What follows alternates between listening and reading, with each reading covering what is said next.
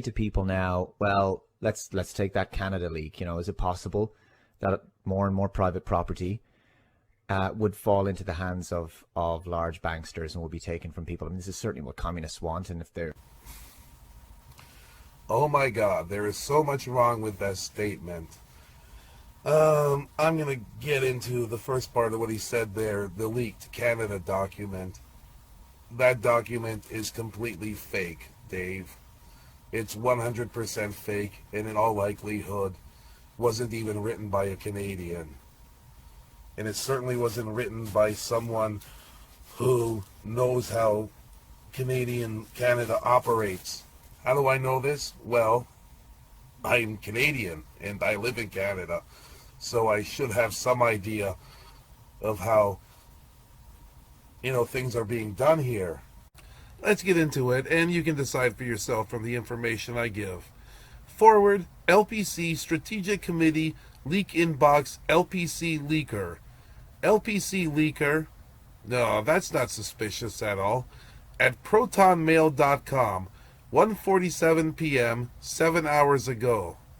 Original message, on Saturday, October 10th, 2020, 1:38 p.m., removed, wrote, Dear Removed, I want to provide you some very important information. I'm a committee member within the Liberal Party of Canada. I sit within several committee groups, but in the information I am providing is originating from the Strategic Planning Committee, which is steered by the Prime Minister's office. Well, of course it's steered by the Prime Minister's office, if there actually is such a thing, but let's assume there is for the sake of argument. It would be, as that's the privilege of governance. It's nothing strange about it at all. All committees, from defense to health, are steered by the Prime Minister. It was this way with Trudeau's predecessors, and will be for whoever is Prime Minister after he's done. I need to start off by saying that I'm not happy doing this, but I have to. As a Canadian, and more importantly as a parent who wants a better future, not only for my children, but for other children as well. The other reason I am doing this is because roughly 30% of the committee members are not pleased with the direction this will take Canada. But our opinions have been ignored, and they plan on moving forward towards their goals. They have also made it clear that nothing will stop the planned outcomes. Seems very unlikely that they would be ignored. You see, if there was such a thing as the Strategic Planning Commission, there would not only be Liberals on the committee, but also members of the opposition parties, the Conservatives, the New Democrats, and the Bloc Québécois. You see, here in Canada, committees are a function of the Parliament, not the governing party. Also, the Liberals have a minority government, which means that they are in the same position the Conservative Party in Britain was before their last election. Now, on an individual party basis, they hold more seats than the other parties do. However, the combined number of seats held by the opposition parties outnumber how many seats the Liberals hold in the House of Commons.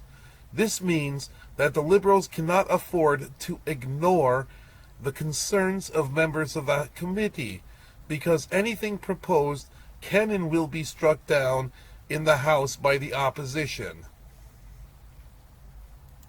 This is really the first clue that this document is fake and was not written by someone associated with the Liberal government, as a member would know this. Committees, at least those with actual power, consist of elected members of the House of Commons. These committees' primary function is to get public input on proposed legislation. They don't form policy, and not only are they open to the public for public input and public viewing, both at the House of Commons and on the Parliament channel, they are also open to the media, who would have a field day with this, especially anti-liberal outlets like the Toronto Sun. Canada is not China or North Korea, after all.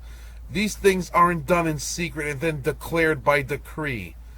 Trudeau is not Xi Jinping or Kim Jong-un. The roadmap and aim was set out by the Prime Minister's office and is as follows. Phase in secondary lockdown restrictions on a rolling basis, starting with major metropolitan areas first and expanding outward, expected by November 2020. More evidence that this was not written by someone associated with the Liberal government or anyone living in Canada, because as anyone who lives in Canada can tell you, it's the provincial governments who are handling the COVID lockdown restrictions, not the federal. In fact, this document was leaked just a week or so after Ontario Premier Doug Ford, who's not a Liberal and no fan of Trudeau, introduced new restrictions in response to Ontario's cases going up. And sidebar, if you find that name sounds familiar, well, he's also the brother of the Toronto mayor who was caught smoking crack a few years ago. Also, cities are a provincial responsibility. The provincial governments, particularly Quebec, where they are just itching for an excuse to leave Canada, and Alberta, where Justin is hated, they would be screaming federal overreach. I'll get into this whole thing about acquisitions later. You know, it does kind of sound like a riff on Saddam Hussein and his alleged weapons of mass destruction, though. As for the second part, that's typical conspiracy bullshit.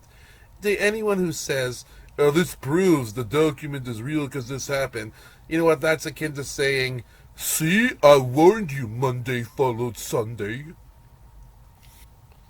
Complete and total secondary lockdown, much stricter than the first and secondary rolling phase restrictions, expected by end of 2020, early January 2021. Once again, it's the provincial governments who are handling the restrictions, not the federal government.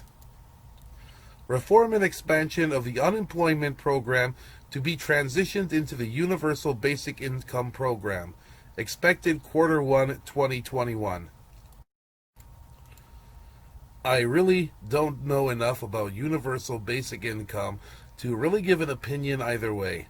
All I gotta say is, if they really wanted to make this look realistic, they would have said this document was from a member of the right-wing Conservative Party, as they would be more opposed to a universal basic income program than a member of the left-leaning Liberal Party. There is an unemployment program in Canada, but it's not a taxpayer-funded social program like welfare or disability, both of which are provincial responsibilities.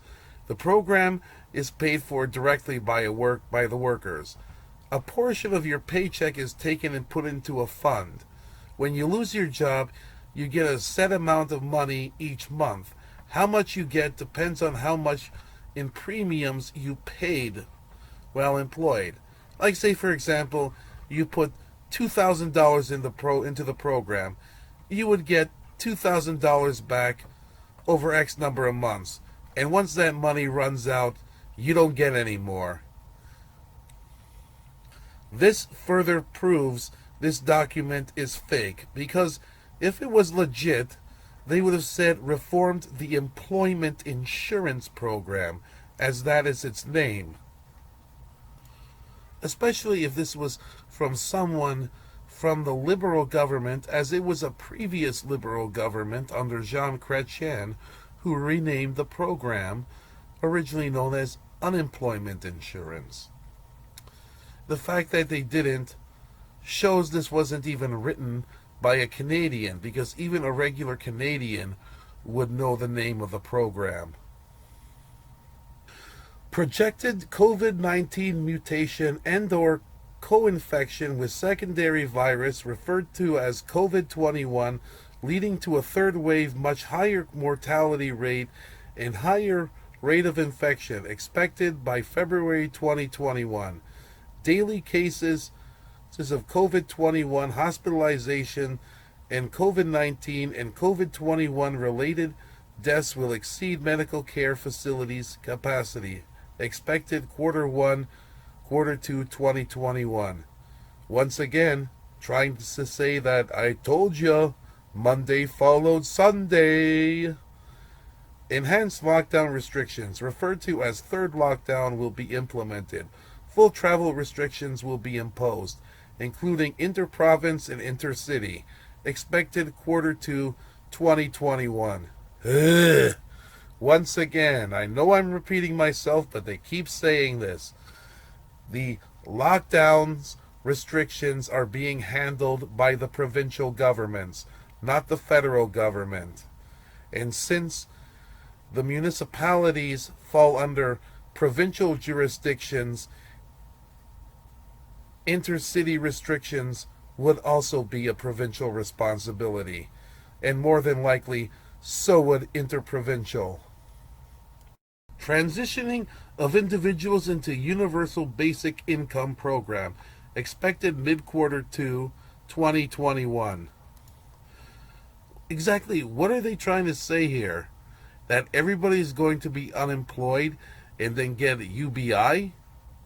I know a little bit about it, but that doesn't mean I know nothing. I know enough that that would be counterproductive, don't you think? Also, how do you transition people into this? I know. Don't ask questions. Just believe everything you read. That's the conspiracy theorist way. Projected supply chain breakdowns, inventory shortages, large economic instability. Expected late Q2 2021. Up, more. See? I told you. Monday followed Sunday.